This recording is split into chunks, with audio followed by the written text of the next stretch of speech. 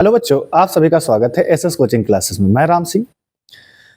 हम लोग पढ़ रहे थे उपसात संयोजन यौगिकों का चैप्टर। हमारा केमिस्ट्री का है, ये 5वां चैप्टर है जिसका पार्ट 2 आज हमें पढ़ना है। इससे पहले हम लोगों ने देखा था कि साधारण लवण क्या होते हैं, द्विक लवण क्या होते हैं, कॉम्प्लेक्स कंपाउंड क्या होते हैं और कॉम्प्लेक्स कंपाउंड में कौन कौन से टर्मिनोलॉजी होती है उसको हमने देखा, कौन कौन से शब्दावली है उनको हमने समझा। उसके बाद हमने देखा कि लिगेंड क्या होते हैं, सीएमआई क्या होता है, कोऑर्डिनेशन स्पेयर क्या होता है, ये सब चीजें हम लोगों ने देख ली।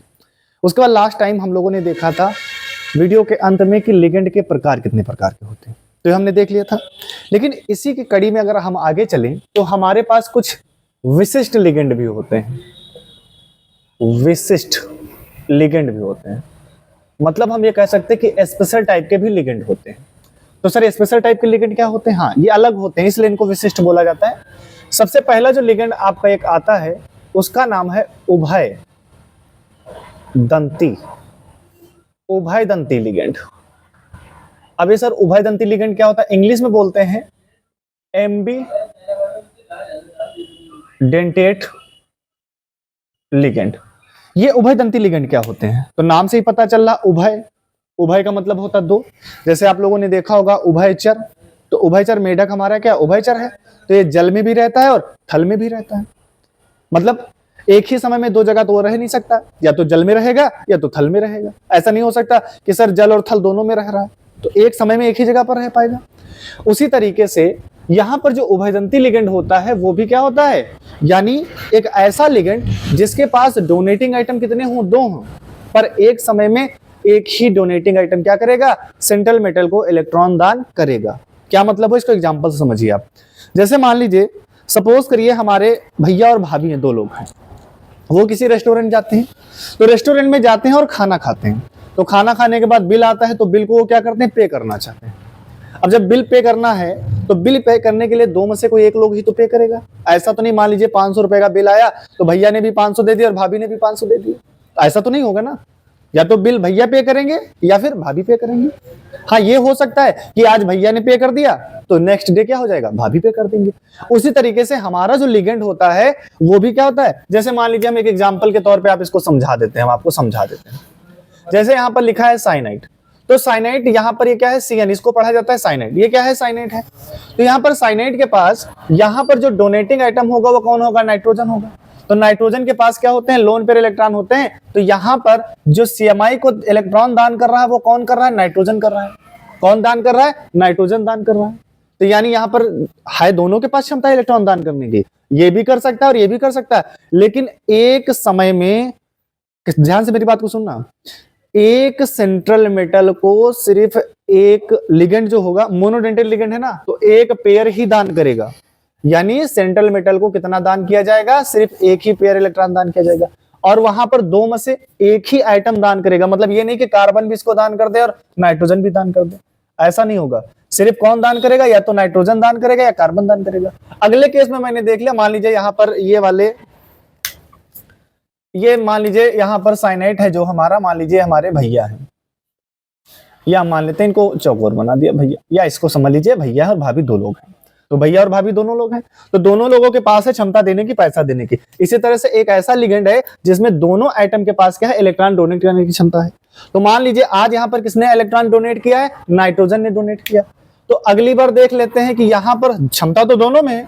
अगली बार क्या हुआ, यहाँ पर जो इलेक्ट्रॉन को डोनेट कर रहा है वो कौन डोनेट कर रहा है बेटा, यहाँ पर इलेक्ट्रॉन को डोनेट करने वाला जो है वो कौन है, कार्बन है। कौन है, कार्बन है। तो यहाँ पर इलेक्ट्रॉन देखो, लिगेंड दोनों सेम है, आइटम दोनों के पास है, मोनोडेंटेड ये भी है, मोनोडेंटेड ये भी, यहाँ भी कार्बन नाइट्रोजन, यहाँ भी कार्बन नाइट्रोजन। लेकिन यहाँ पर जो इलेक्ट्रॉन डोनेट कर रहा है वो कौन कर रहा है, नाइट्रोजन कर रहा है। लेकिन यहाँ पर जो इलेक्ट्रॉन डोनेट कर रहा है वो कौन कर रहा है, कार्बन कर रहा है। तो जब हम इनका नामकरण करेंगे, इनका जब नाम लिखेंगे तो इनका नाम क्या हो जाएगा, इसका नाम हो जाएगा साइनो। अब यहां पर इलेक्ट्रॉन को दान कौन कर रहा है, नाइट्रोजन कर रहा है, इसलिए यहां पर क्या लिख दोगे, N। तो क्या हो जाएगा, साइनो N हो जाएगा, ठीक है। लेकिन यहां पर इलेक्ट्रॉन को दान कौन कर रहा है, सर कार्बन कर रहा है, इसलिए यहां पर इसका नाम क्या हो जाएगा, आइसो साइनो। और यहां पर कौन कर रहा है, कार्बन कर रहा है, इसलिए क्या हो जाएगा, ये आइसोसाइनो C हो जाएगा। एक और एग्जांपल देख लेते हैं। जैसे यहां पर एक एग्जांपल हमारे पास NO2 माइनस है, एक तो ये है, और दूसरा हमारे पास है एक लिगेंड ONO। तो यहाँ पर एक डोनेटिंग आइटम जो है, यहाँ पर इलेक्ट्रॉन को कौन दान कर रहा है, यहाँ पर नाइट्रोजन कर रहा है। कौन कर रहा है, यानी मेटल को इलेक्ट्रॉन कौन दे रहा है सर, नाइट्रोजन दे रहा है। और यहाँ पर मेटल को जो इलेक्ट्रॉन दे रहा है वो कौन दे रहा है, ऑक्सीजन दे रहा है। दोनों सेम है, ये भी NO2 है और ये भी क्या है, NO2 है। इनका दोनों का नाम सेम होता है। इसका भी नाम क्या है, नाइट्राइटो, नाइट्राइटो, और इसका भी नाम क्या है, नाइट्राइटो। लेकिन सर फिर दोनों में डिफरेंस क्या हुआ, तो यहां पर जो डोनेटिंग आइटम है वो कौन है, नाइट्रोजन है, इसलिए क्या लिखेंगे N। और यहां पर जो डोनेटिंग आइटम है कौन है, ऑक्सीजन है। कौन है बेटा, ऑक्सीजन। तो यहां पर क्या लिखोगे, O। तो इसका नाम क्या हो जाएगा, नाइट्राइटो N, और इसका नाम हो जाएगा नाइट्राइटो O। तो ये क्या है, हमारे पॉलीडेंटेड लिगेंड के कुछ एग्जांपल हैं, जैसे साइनाइड हो गया आपका, और दूसरा आपका क्या हो गया, नाइट्राइटो हो गया। ठीक है, तो यहां पर क्या आपने समझा कि एक ऐसा लिगेंड जिसके पास दो या दो से अधिक परमाणु क्या हो, इलेक्ट्रॉन को दान कर सकती है। यानी एक ऐसा लिगेंड जिसमें दो या दो से अधिक परमाणु इलेक्ट्रॉन को दान करने की क्षमता रखती हैं, इलेक्ट्रॉन युग्म त्याग करने की क्षमता रखती हैं, ऐसे लिगेंड को हम लोग क्या कहते हैं, उभयदंती लिगेंड कहते हैं। इतनी बात समझ में आ गई। तो ये हमारा बेटा क्या हो गया, उभयदंती लिगेंड हो गया। इसको जल्दी से नोट करिए।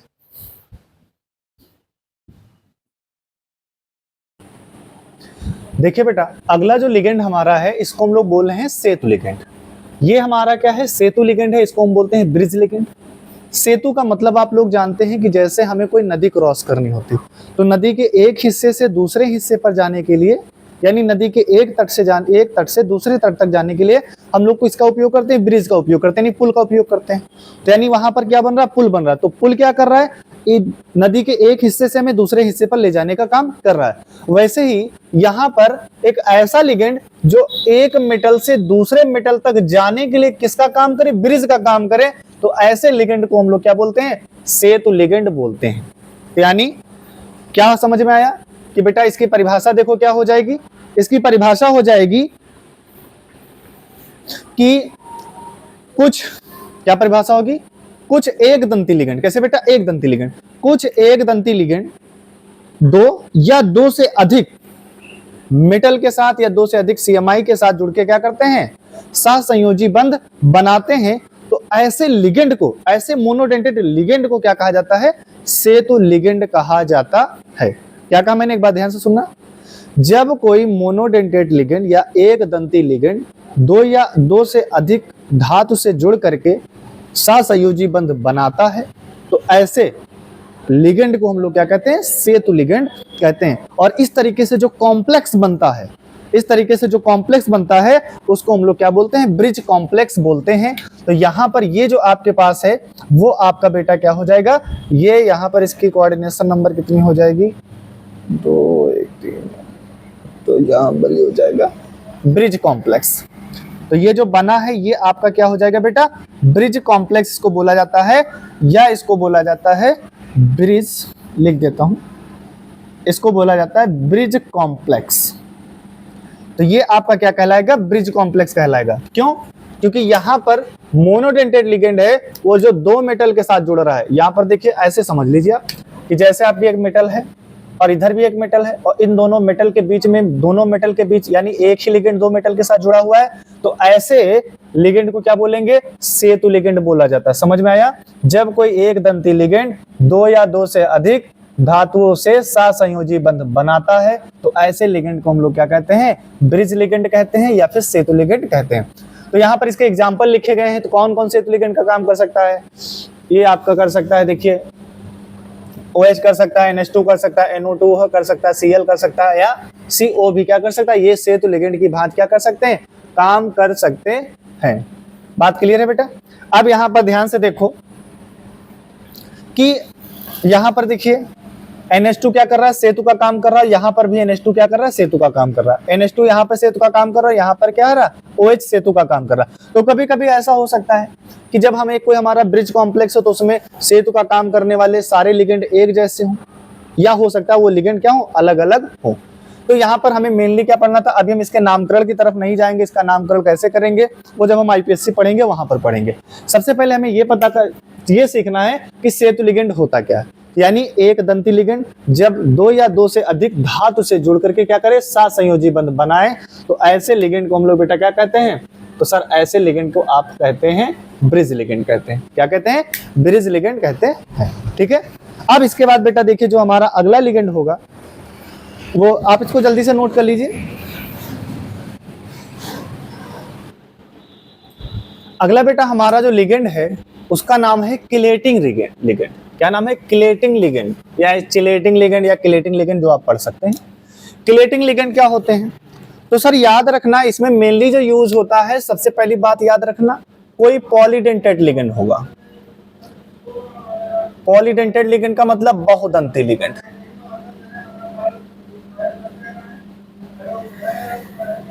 यानी बहुदंती लिगेंड, तो बहुदंती लिगेंड का मतलब क्या हुआ, ध्यान से सुनिएगा। तो जो हमारा बहुदंती लिगेंड होता है उसमें दो या दो से अधिक डोनेटिंग साइट होती है, ये आपको पता है। बहुदंती कह लो या द्विदंती, बहुदंती भी हो सकता है वो और द्विदंती भी हो सकता है। तो कोई द्विदंती लिगेंड या कोई बहुदंती लिगेंड एक ही समय पर, ध्यान से सुनना, एक ही समय पर सीएमआई के साथ क्या करे, दो कोऑर्डिनेशन बॉन्ड बना दे। क्या कर दे, दो कोऑर्डिनेशन बॉन्ड बना दे। तो दो कोऑर्डिनेशन बॉन्ड बनने से क्या होती है, रिंग बनती है। तो जो वो रिंग बनती है उसे रिंग को क्या बोला जाता है, उसे रिंग को बोला जाता है किलेट। क्या बोला जाता है, किलेट बोला जाता है। और जो लिगेंड बना रहा है उसको बोला जाता है किलेटिंग लिगेंड बोला जाता है। और ये जो प्रक्रिया होती है इसे बोला जाता है किलेटीकरण। क्या बोला जाएगा, किलेटीकरण। शब्द समझ में आ गए। मैं एक एग्जांपल से आपको समझाने की कोशिश कर रहा हूं कि जैसे मान लीजिए हमारे पास एक कॉपर है, ये है Cu। क्या बेटा, ये Cu है और इसके पास मैं एक लिगेंड ला रहा हूं जिसका नाम है En। और आप जानते हैं कि En कैसा होता है, बाइडेंटेट होता है। क्या होता है, बाइडेंटेट। तो बाइडेंटेट का मतलब है इसके में कितनी डोनेटिंग साइड होंगी, दो डोनेटिंग साइड होंगी। क्या होंगी, टू डोनेटिंग साइड होंगी। यानी इसके पास दो डोनेटिंग साइड है। तो अब यहां पर देखिए, मान लीजिए मेरे पास ये है, चलिए ये देखिए, ये क्या है, एथिलीन डायमीन है, ये En है, बाइडेंटेड लिगेंड है बाइडेंटेड लिगेंड। अब ये क्या करेगा, एक बाइडेंटेड लिगेंड क्या हो रहा है, एक ही समय पर इस सीएमआई के साथ कितने बॉन्ड बना रहा है, दो बॉन्ड बना रहा है। कितने उपसा संयोजी बंध बना रहा है, दो बंध बना रहा है। इसलिए यहां पर ये जो रिंग फॉर्म हो रही है, ये जो रिंग फॉर्म हो रही, इसे रिंग को क्या बोला जाता है बेटा, इसे रिंग को बोला जाता है किलेट। रिंग को क्या बोला जाएगा, किलेट बोला जाएगा। और यहां पर जो लिगेंड बना रहा है उस लिगेंड को क्या बोला जाएगा, किलेटिंग लिगेंड बोला जाएगा। और ये जो प्रोसेस होती है इस प्रोसेस को बेटा बोला जाता है किलेटीकरण, या इंग्लिश में बोला जाता है चिलेशन। क्या बोला जाता है, चिलेशन बोला जाता है। ये आपको नोट्स में मिल जाएगा। यहां पर मान लीजिए हमने एक और एग्जांपल इसका ले लिया, एक और हम यहां पर एथिलीन डायमीन ले रहे हैं। और ये देखिए NH2 और ये देखिए क्या NH2। तो इसके पास भी क्या है, दो डोनेटिंग साइड है। तो ये क्या करेगा, इस तरीके से यहाँ पर रिंग बना देगा। तो जब ये इस तरीके से यहाँ पर रिंग बनाएगा, अभी आप चाहो तो और रिंग बनवा सकते हो। यहाँ पर मैंने क्या लिया, एक और ले लिया NH2, ये देखिए CH2 और यहाँ पर क्या NH2। तो ये इसके पास लोन पेयर इलेक्ट्रॉन है, तो ये क्या करेगा, इसको दान कर देगा। ठीक है, ये इसको इस तरीके से क्या करेगा, दान कर देगा। और यहाँ पर ये क्या है, +2 चार्ज है। ये कहानी समझ में आ गई। या एक और हम एग्जाम्पल को देखना चाहें तो जैसे हमने ले लिया Ni, ये आपका निकिल है। ये बेटा क्या है, आपका निकिल है। क्या निकिल भी किलेट्स बना सकता है, बिल्कुल बनाएगा। कैसे बनाएगा, देखो। तो मान लीजिए यहाँ पर हमने एक बहुदंती लिगेंड, यहाँ पर ये वाला हमने क्या लिया, En लिया है, एथिलीन डायमीन लिया है। और मैं एक दूसरा और ले लेता हूं किलेट जिसका नाम है ऑक्सिलेटो। आप लोगों ने पढ़ा होगा कि COO- जब बाइडेंटेड लिगेंड मैंने पढ़ाया तो वहां पे बताया था कि इसके पास कितने डोनेटिंग साइड हैं, दो डोनेटिंग साइड है। अब यहाँ पर देखिए OOC और ये OO। तो यहाँ पर ये क्या करेगा, इलेक्ट्रॉन को दान करेगा। ये क्या करेगा, इलेक्ट्रॉन को दान करेगा। तो ये एक पेयर इसको देगा, उपसा संयोजी बंध बनाएगा, ये भी एक पेयर देगा। तो एक पेयर देने से यहाँ पर देखिए अब रिंग बन रही है। ये जो रिंग बन रही है इसी बेटा रिंग को क्या बोला जाता है, किलेट्स बोला जाता है। ये बात आपको समझनी होगी, आपको याद रखना है। ठीक है, या आप और भी बना सकते हो। तो मैंने यहाँ पे ले लिया COO- और यहाँ पर COO- है। ये क्या करेगा, एक इलेक्ट्रॉन ये पेयर देगा और एक एटम ये देगा। तो यहाँ पर एक रिंग बन रही है बेटा, देखिए यहाँ पर क्या बन रही है, दो रिंग बन रही हैं। तो जो रिंग बनती है उसी रिंग को क्या बोला जाता है, क्लेट्स बोला जाता है। जो रिंग बना रहा है लिगेंड उसको क्या बोला जाता है, क्लेटिंग लिगेंड बोला जाता है। और ये जो प्रोसेस होती है, जो बनने की प्रोसेस, रिंग बनने की जो प्रोसेस है, उस प्रोसेस को क्या बोला जाता है, चिलेशन बोला जाता है, या हम कहें क्लेटीकरण बोला जाता है। क्या बोला जाएगा, क्लेटीकरण। अच्छा, क्लेटी लिगेंड का दूसरा नाम है क्लेटीकारक लिगेंड। क्या नाम है, क्लेटीकारक लिगेंड। अब यहां पर देखो सर, ये क्लेट्स बनने से फायदा क्या होगा, क्या क्या गुण होंगे। तो इससे फायदा क्या होगा, तो पहली बात तो ये इसका फायदा, ये गुण होगा, इसका फायदा ये हो जाएगा कि जितने ज्यादा किसी भी कॉम्प्लेक्स के अंदर रिंग होंगे वो उतना ज्यादा स्टेबल माना जाएगा। स्टेबल का मतलब वो उतना ज्यादा स्थायी होगा। तो यहां पर रिंग कितने बन रहे हैं, 3। अगर आप गौर से देखेंगे, एक रिंग, दो रिंग और यहाँ पर 3 रिंग। और यहाँ पर ये एक रिंग है और दूसरा इसमें क्या है बेटा, 2 रिंग है। तो यहाँ पे 2 रिंग है और यहाँ पर कितने रिंग है, 3। तो जितने ज्यादा रिंग होंगे किसी भी कॉम्प्लेक्स के अंदर, वो कॉम्प्लेक्स उतना ज्यादा स्थायी होगा। इतनी बात समझ में आ गई। और यहाँ पर क्लेटिंग लिगेंड का और उपयोग कहां पर किया जाता है, तो याद रखना इसका बेटा, क्लेटिंग जो कॉम्प्लेक्स हमारे होते हैं इनका जो उपयोग बेटा हम लोग करते हैं, क्लेटों का जो इनके संकुल, इनके कॉम्प्लेक्स का जो उपयोग करते हैं, वो हम लेंथेनाइड और एक्टेनाइड को अलग करने में भी करते हैं। यानी जब लेंथेनाइड और एक्टेनाइड की पहचान हमें करनी होती, वहां पर भी क्या करते हैं, हम इन्हीं क्लेट्स का उपयोग करते हैं। ठीक है बेटा, तो ये कुछ इसके उपयोग हैं, आप और बुक में पढ़ लीजिएगा। और ये हमारा क्या था, क्लेटिंग लिगेंड था। तो आपके एग्जाम में क्वेश्चन आता है कि क्लेट्स क्या होते हैं, क्या होते हैं, क्लेट्स क्या होते हैं। ये आपसे पूछेगा क्लेटीकरण क्या है, ये आपसे पूछेगा क्लेटिंग लिगेंड क्या है। तो आप सीधा सा जवाब दीजिएगा, यानी जब कोई बहुदंती या द्विदंती लिगेंड किसी सीएमआई के साथ मिल करके क्या करता है, एक ही समय में 2 या 2 से अधिक बंध बनाता है, जिससे क्या होती है, एक रिंग लाइक संरचना बनती है, यानी एक रिंग बनता है। तो जो रिंग बनता है उस रिंग को क्या बोला जाता है, क्लेट्स बोला जाता है, क्लेट्स बोला जाता है। और बनाने वाले लिगेंड को क्लेटिंग कारक लिगेंड बोलते हैं। और यह प्रक्रिया क्या कहलाती है, क्लेशन कहलाती है, क्लेटीकरण कहलाती है। तो आपको इतना उम्मीद है समझ में आया। ठीक है बेटा, तब तक आप इसको नोट कर लीजिए। तो ये जो हमने 3 टॉपिक, आज आपको 3 प्रकार के लिगेंड पढ़ाए, स्पेशल टाइप के 3 लिगेंड, सेतु लिगेंड पढ़ाया आपको मैंने, उभयदंती लिगेंड पढ़ाया, और ये हमने क्लेटिंग लिगेंड पढ़ाया। तो ये तीनों ही बहुत इंपॉर्टेंट है। अब इसके बाद हम लोग आगे देखेंगे कि कोऑर्डिनेशन नंबर क्या होती है। लिगेंड खत्म हो गया, लिगेंड को मैंने आपको पढ़ा दिया क्योंकि क्रम से ही पढ़ा था। तो लिगेंड के बाद अब जो हमारी अगली शब्दावली है उसका नाम क्या है, कोऑर्डिनेशन नंबर है। तो उसको भी हम बेहतर तरीके से पढ़ेंगे ताकि हर एक बात हमको समझ में आ जाए और कोई भी टॉपिक कहीं से छूटना नहीं चाहिए। ठीक है, तब तक आप इसको नोट कर लीजिए। तो बेटा देखिए, अगला टॉपिक जो हमारा है उसका नाम है उपसंयोजन संख्या, और इसी का दूसरा नाम है समन्वय संख्या। इंग्लिश में बोलते हैं कोऑर्डिनेशन नंबर। अब ये कोऑर्डिनेशन नंबर क्या होता है, इस पे शायद हमने कल चर्चा भी किया था, फिर आज बता देते हैं। तो लिगेंड के द्वारा, लिगेंडों के द्वारा सीएमआई को, किसको बेटा, सीएमआई को जितने पेयर इलेक्ट्रॉन दान किए जाते हैं वो उसकी क्या कहलाती है, कोऑर्डिनेशन नंबर कहलाती है। क्या कहा, एक बार फिर से ध्यान सुनना। लिगेंड के द्वारा सेंट्रल मेटल आयन को दान किए गए इलेक्ट्रॉन युग्मों की संख्या क्या कहलाती है, कोऑर्डिनेशन नंबर कहलाती है। यहां पर हमने आपके सामने कुछ एग्जाम्पल लिख रखे हैं और इन एग्जाम्पल की सहायता से, यानी इन एग्जाम्पल में आपको क्या करना होगा, सेंट्रल मेटल। अच्छा एक बताओ, एक बात याद रखना, ये जो कोऑर्डिनेशन नंबर निकाली जाती है, कोऑर्डिनेशन नंबर किसकी होती है, सीएमआई की होती है। किसकी होती है, सीएमआई की। तो आपसे एग्जाम में क्वेश्चन आएगा कि जैसे कॉम्प्लेक्स यहाँ पर ये दे दिया जाएगा, आपसे पूछा जाएगा कि यहाँ पर सीएमआई कौन है, कॉपर है।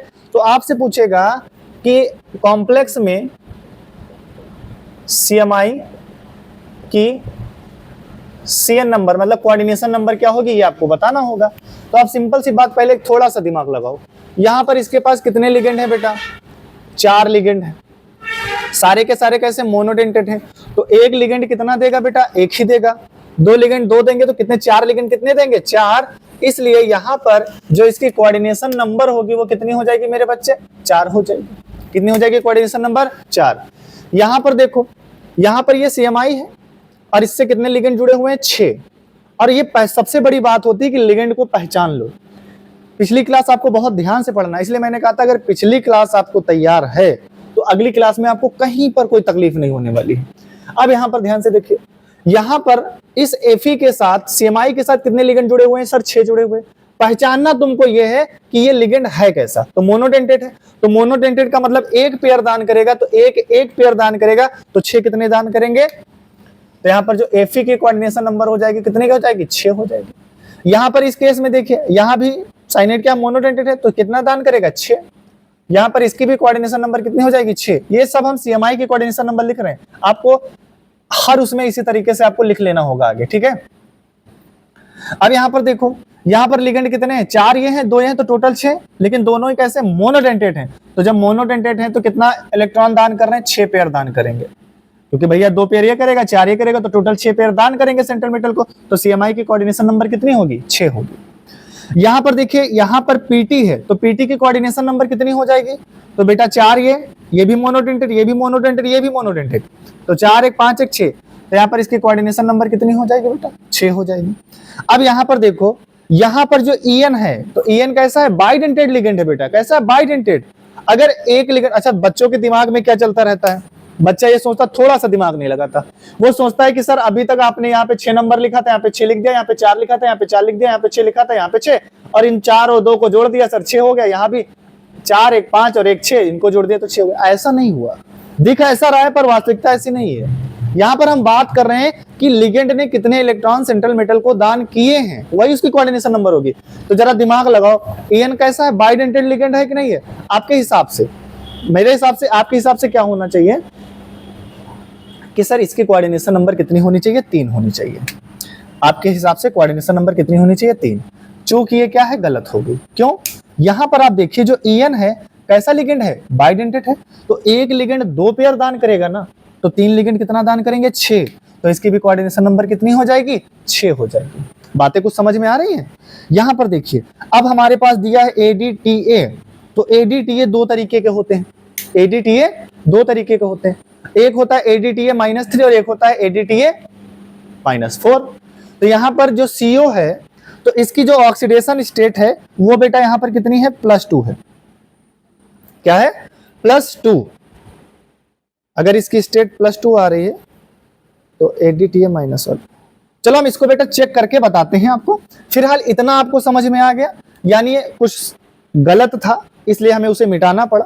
आप लोग ध्यान दीजिएगा, यहां पर आपको ये कोऑर्डिनेशन नंबर, आपको ये समझ में आ गई, ठीक है। अब कोऑर्डिनेशन नंबर के जस्ट बाद यहां पर एक और टॉपिक आएगा जिसका नाम है ऑक्सीकरण संख्या। ऑक्सीकरण संख्या, इस पे मैंने एक वीडियो बना रखा है और ये हमारी प्लेलिस्ट में आपको मिल जाएगा, हमारे चैनल पे उपलब्ध है। ऑक्सीकरण संख्या, ऑक्सीडेशन नंबर आप डालेंगे, वीडियो आ जाएगा। तो जिन बच्चों को समझ में नहीं आ रहा, क्योंकि हम इतना यहाँ पर डिटेल में नहीं जा सकते, तो उस वीडियो को आप देख लीजिएगा, तो आपको सारी बातें समझ में आ जाएंगी। तो ये ऑक्सीकरण होती क्या, ऑक्सीकरण संख्या होती क्या है। तो अगर सिंपल वे में हम जानना चाहें तो किसी भी मेटल के ऊपर जो चार्ज उपस्थित होता है, जो आवेश उपस्थित होता है, वही उसकी क्या कहलाती है, ऑक्सीकरण संख्या कहलाती है। लेकिन कोऑर्डिनेशन कंपाउंड यानी जटिल कंपाउंड्स के अंदर यहाँ पर जो ऑक्सीडेशन नंबर हमें पता करनी होती है, किसकी पता करनी होती है, CMI की पता करनी होती है। किसकी पता करनी होती है, CMI की। यानी CMI पर जो आवेश उपस्थित होगा उसी को हम लोग क्या कहेंगे, ऑक्सीकरण संख्या कहेंगे। तो सीधी सी बात, परिभाषा क्या लिखोगे, लिखोगे केंद्रीय धातु आयन पर उपस्थित आवेश को ही हम लोग क्या कहते हैं, उपस्थित आवेश ही क्या कहलाता है, ऑक्सीकरण संख्या कहलाता है। ये बात हमें बताइए। अब यहाँ पर इन्हीं कंपाउंडों में हम इनकी ऑक्सीकरण संख्या निकालने की कोशिश करेंगे, यानी एक तीर से दो निशाने। इसी में हमने कोऑर्डिनेशन नंबर भी सीख लिया और इसी में हम क्या सीख लेंगे, ऑक्सीकरण संख्या सीख लेंगे। कैसे निकालेंगे, मैं पहले कंपाउंड को लिख लेता हूं, ध्यान से देखिएगा। यहाँ पे आपको दिया गया CuNH3 का होल 4 और यहाँ पर बेटा क्या है, SO4, ठीक है। अब इसकी ऑक्सीकरण, जिसकी ऑक्सीकरण संख्या बेटा आपको निकालना है तो हमेशा CMI की निकाली जाएगी, चाहे वो कोऑर्डिनेशन नंबर हो चाहे ऑक्सीकरण संख्या हो, वो हमेशा CMI की निकाली जाएगी। तो जिसकी निकालनी इसको X मान लो, तो इसकी निकालनी तो इसको हमने क्या मान लिया, X, और जैसे ही आइटम बदलेगा प्लस का निशान आ जाएगा। अब यहाँ पर देखो, क्या NH3 पर कोई आवेश होता है, सर नहीं होता है। तो जब NH3 पर कोई आवेश नहीं है तो इसकी ऑक्सीकरण संख्या क्या हो जाएगी, 0, और कितने हैं, 4 हैं, तो इसका हो जाएगा 0,4। आइटम जैसे ही हमारा समूह या आइटम बदलेगा प्लस का निशान आ जाएगा। अब होता है सल्फेट, और सल्फेट हमेशा पाया जाता है SO4-2 की फॉर्म में। तो किसी भी समूह या आयन पर या किसी समूह पर जो आवेश उपस्थित होता है वही ऑक्सीकरण संख्या कहलाती है। तो यहाँ पर कितना आवेश उपस्थित है, -2। अगर यहाँ पर कोई चार्ज होता तो लिखते, अब चार्ज नहीं है तो इसलिए क्या लिखोगे 0। तो ये x हो जाएगा, तो इसका मल्टीप्लाई 0 और प्लस माइनस माइनस 2 बराबर में क्या हो जाएगा 0। तो x बराबर कितना हो जाएगा, इसको इधर ट्रांसफर कर दीजिए, तो x बराबर हो जाएगा आपका बेटा क्या +2 हो जाएगा। इतनी बात समझ में आई। एक और एग्जांपल यहाँ पे देख लेते हैं। जैसे आपको दिया गया है K4FeCN6 है ना। अब यहाँ पर हमें किसकी ऑक्सीकरण संख्या निकालनी होगी सर, इसकी निकालनी होगी। तो जिसकी निकालनी उसको क्या मानेंगे x।